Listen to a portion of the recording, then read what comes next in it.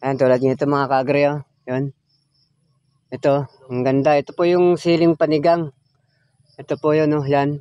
And dahil nga po sa baka batang-bata pa niya, ito nga lang pong unang bunga. Yan. Ito, bunga nalaglag, oh. Sayang. Yan pang kano. Itong dalawa, excited, oh. Oh, daming bunga. Ito, bunga na to. Talagang, ano.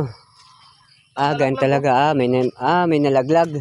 Ito, nalaglag, oh. Sa akin may nalaglag, pero ganun pa man, hindi talaga maiwasan ang may malalaglag dyan. Pero baka nasundot po yan mga kaagre ng insekto.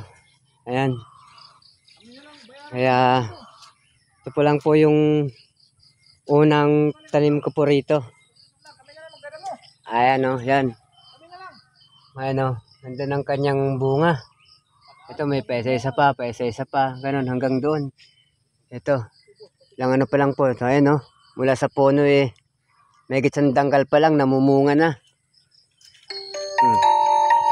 Ganun dito, yan, oh. So, balit pwede na po itong harvestin kahit papano. Paisa-isa, kaysa gugulang na lang siya. Kaya kinakailangan din natin ng mabawasan. Para sa susunod pang harvest natin, medyo maganda-ganda na ang kanyang ibubunga. Ano, yan. Ayan, ganun. Yan mga kaagre, yan.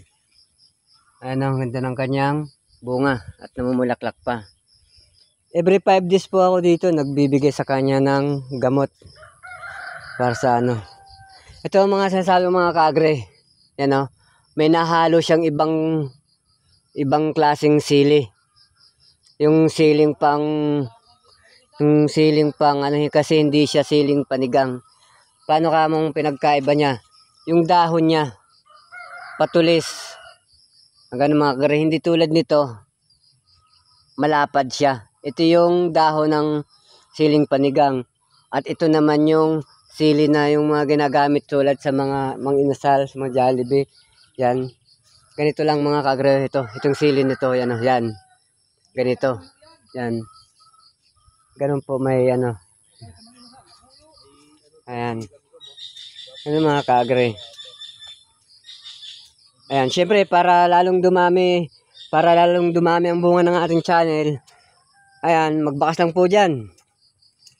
At babalikan ko kayo pag nakita ko kayo, yan.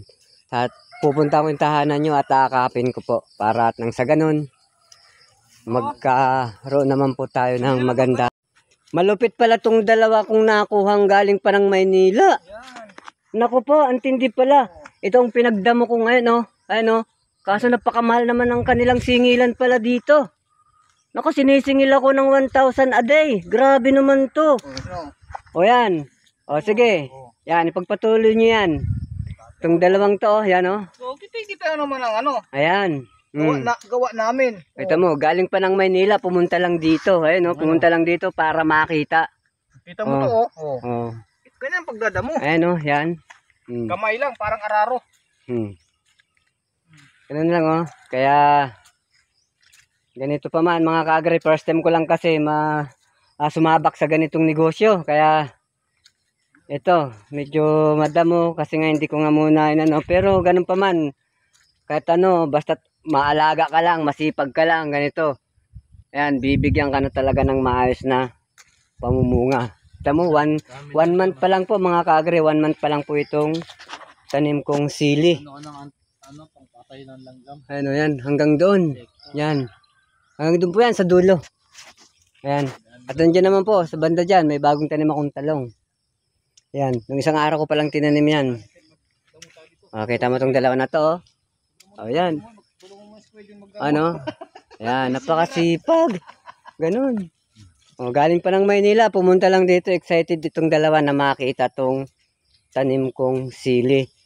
At nagkaroon po sila ng idea at ganun nga raw po. Yan. Magtatanim din sila ng sili. Sa paso. At nang ganun, kumita rin. Ayan, dahil nga po natutuwa sila, syempre. Ayan, kaya hindi biro mga kaagre ang pagiging isang farmer. Ayan, kailangan ibuhos mo ang lahat ng kasipagan mo. Ibuhos mo lahat ng kakayanan mo. Bigyan mo talaga ng panahon. Alagaan mo, mahalin mo ang tanim mo.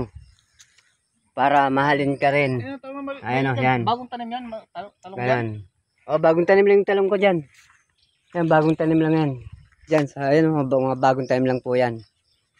Ayan.